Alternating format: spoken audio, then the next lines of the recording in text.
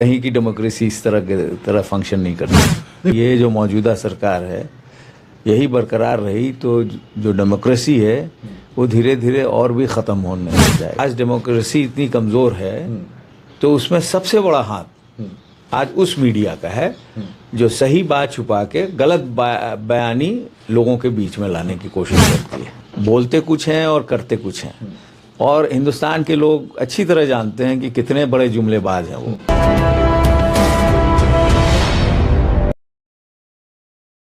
15 सांसदों को सस्पेंड कर दिया गया है। जिन सांसदों को सस्पेंड किया है उसमें से 9 सांसद कांग्रेस के हैं। मेरे साथ में बात करने के लिए कांग्रेस के लोकसभा सांसद डॉक्टर जावेद मौजूद हैं। इनसे जान लेते हैं कि जिस तरह से सस्पेंशन का ये दौर चला आ रहा है पिछले कई सत्रों से, क्या ये यूं ही चलता रहेगा?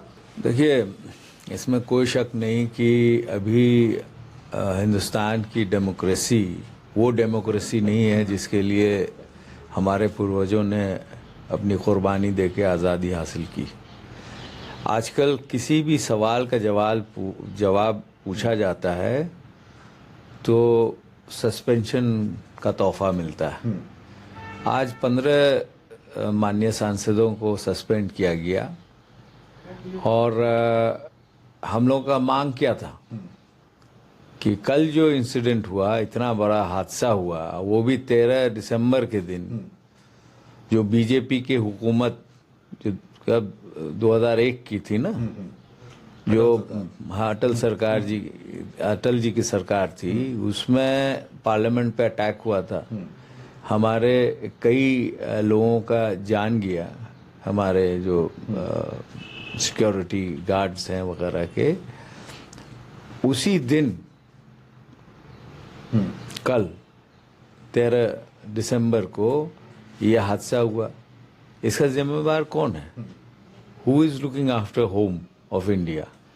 तो अगर हम लोग आदरणीय गृह मंत्री से जवाब मांगना चाहें कि भाई आखिर ये टूटी क्यों हुई, त्रुटि, तो क्या हम लोग को जवाब नहीं मिलना चाहिए? और जवाब के तौर पे हम 15 लोगों को तोहफा मिला कि भाई आप सस्पेंड हो गए।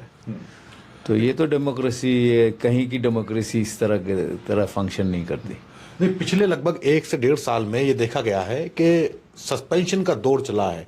सांसदों ने धरने दिए हैं पार्लियामेंट में बैठ करके, लेकिन असर कहीं कुछ भी नहीं है। नहीं तो इनको बहुत गुरूर है, और इनको लगता है कि लोगों की आवाज़ वो दबा के इसी तरह आम जनता को, हिंदुस्तान के जनता को गुमराह करते रहेंगे तो वो अब नहीं होने वाला है।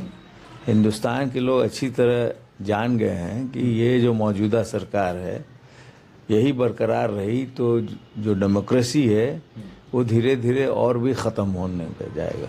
अच्छा, कुछ एंकर हैं वो कह रहे हैं कि वो जो लड़की नीलम थी वो तो किसान आंदोलन में भी शामिल रही थी और वो एक तरह से विपक्ष की समर्थक रही है, तो ये विपक्ष की साजिश हो सकती है। देखिए, सबसे दुर्भाग्य की बात यह है कि आज के जो हिंदुस्तान की स्थिति है, मैं समझता हूँ कि जो मेन मीडिया है,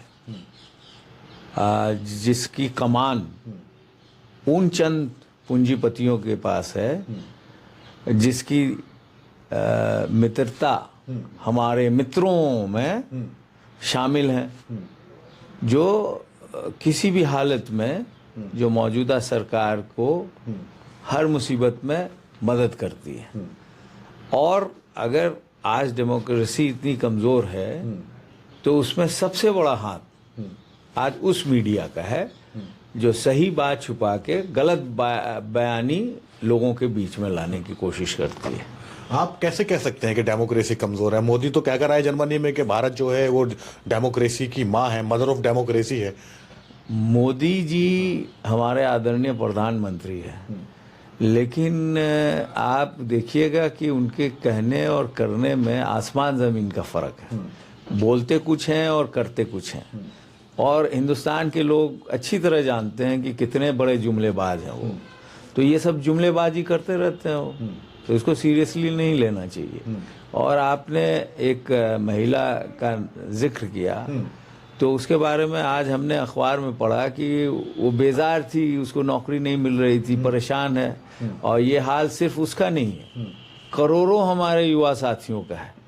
और जो मौजूदा सरकार जो 9.5 साल से है, इस मौजूदा सरकार के जो हाकिम हैं मोदी जी, वो क्या कह के उनको लोगों ने 14 में मौका दिया। उन्होंने वादा ये किया था ना कि हम अच्छे दिन लाएंगे, हम 15-15 लाख हर के घर में खाते में देंगे, हम 2-2 करोड़ सालाना नौकरी देंगे। यही सब सुन के लोगों ने उनको मौका दिया।